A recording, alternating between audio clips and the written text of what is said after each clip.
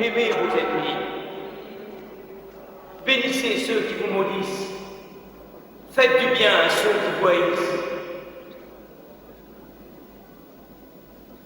Priez pour ceux qui vous persécutent.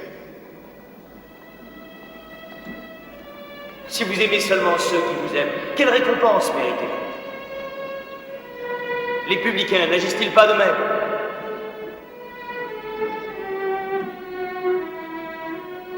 Si quelqu'un vous frappe sur la joue droite, présentez-lui aussi l'autre. Si quelqu'un veut prendre votre tunique, laissez-lui encore votre manteau.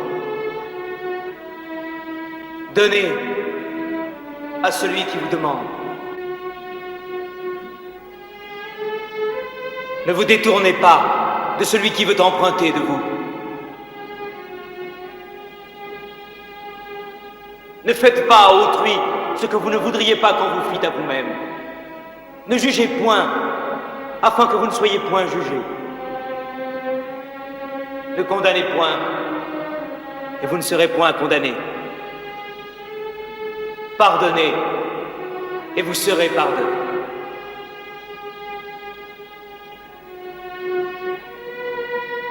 Soyez parfaits, tout comme notre Père Céleste est parfait. Demandez et l'on vous donnera. Cherchez et vous trouverez. Frappez et l'on vous ouvrira. Car quiconque demande reçoit. Celui qui cherche trouve et l'on ouvre à celui qui frappe. Quel père refuse à son enfant? Si donc, méchants comme vous l'êtes, vous savez donner de bonnes choses à vos enfants, à combien plus forte raison votre Père, qui est dans les cieux, donnera-t-il de bonnes choses à ceux qui les lui demandent?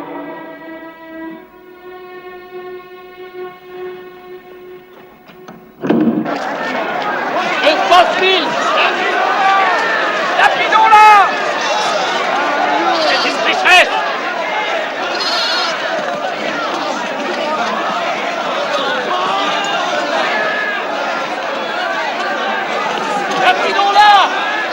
Qu'est-ce que signifie ce bruit? C'est une pécheresse! C'est une femme adultère! Elle doit être punie selon la loi! Conduisez-la au maître!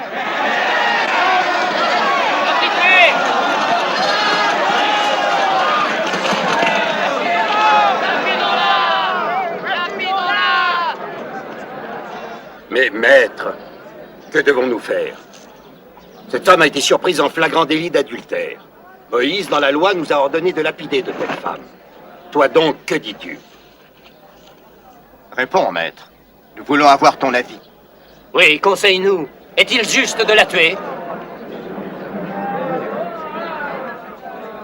Que celui d'entre vous qui est sans péché, que celui-là jette la première pierre.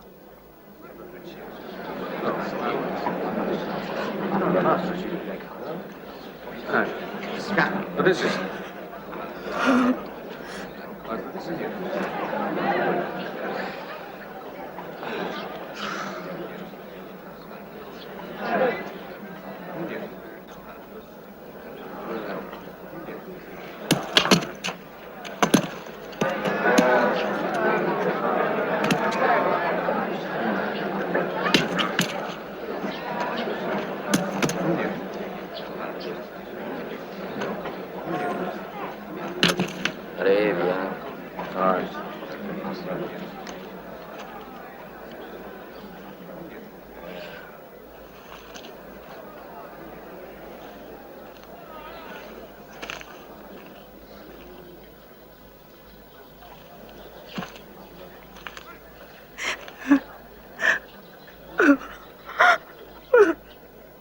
Femme, où sont ceux qui t'accusaient? Personne ne t'a-t-il condamné?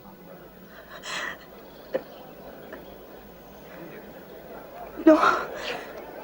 Non, personne. Je ne te condamne pas, moi non plus. Va. Et ne pêche plus.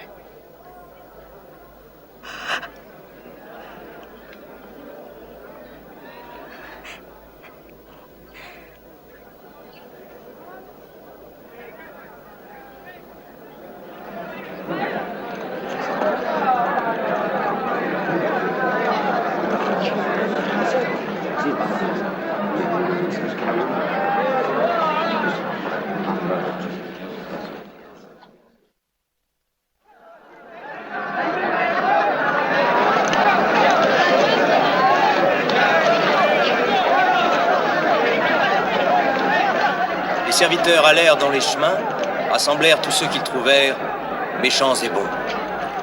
Regarde, on dirait le centenier. Et la salle des noces fut pleine de convives.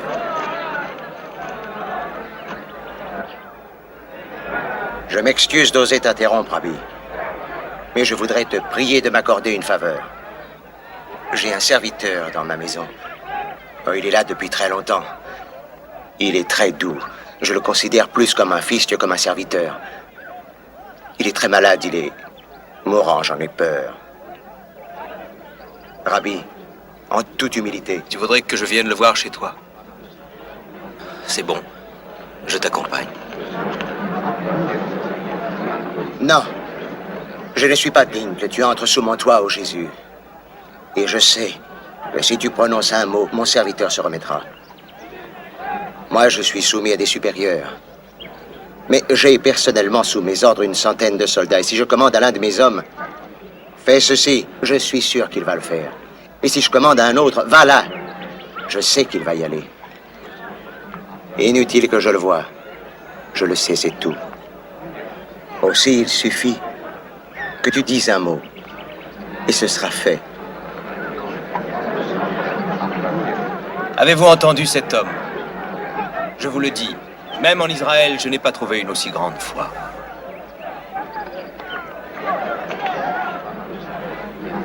Rentre chez toi. Ta foi a guéri ton serviteur.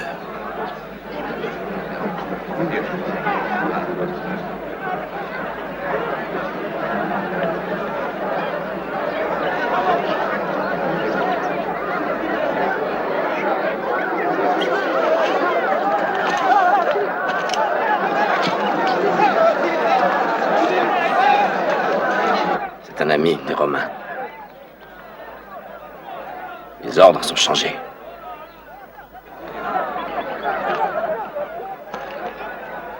Mais Rabbi, nous savons que les enfants d'Israël sont le peuple élu. Comment un païen peut-il valoir mieux que l'un des nôtres? Ne sais-tu pas, ingrat, qu'à la table du Père éternel, tout le monde est bienvenu, quel qu'il soit. Riche, pauvre, maître, serviteur. Les enfants d'Abraham et les païens aussi. Décius! Décius! Décius! Décius! Tout va bien chez toi! Marcus est levé, ton serviteur est guéri. Qu'est-ce que tu dis? Oui, viens vite! Viens, tu le verras de tes yeux. Je n'arrive pas à le croire, il est guéri. Alors viens, Décius. Il t'attend, rentre chez toi. Viens. Écoute, Israël, le Seigneur, notre Dieu, est le seul Seigneur. Dieu seul est notre Dieu. Le Seigneur est grand. Le Seigneur est saint. Célébrez ensemble la grandeur du Seigneur. Exaltons ensemble sa gloire. À toi, Seigneur, la grandeur et la puissance et la gloire. À toi appartiennent le triomphe et la majesté du ciel. Intervenir? Non. Tout au moins pas pour le moment. Je dois avouer que je suis fasciné par le pouvoir que cet homme a sur les foules. Je veux découvrir d'où lui vient ce pouvoir. Il faut admettre qu'il est capable de choses extraordinaires. On dit qu'il a ressuscité un de ses amis. Excellente propagande avant de venir à Jérusalem. Mais tu dois reconnaître... Je vous en prie, frère, calmez-vous. Il ne faut pas agir avec impétuosité.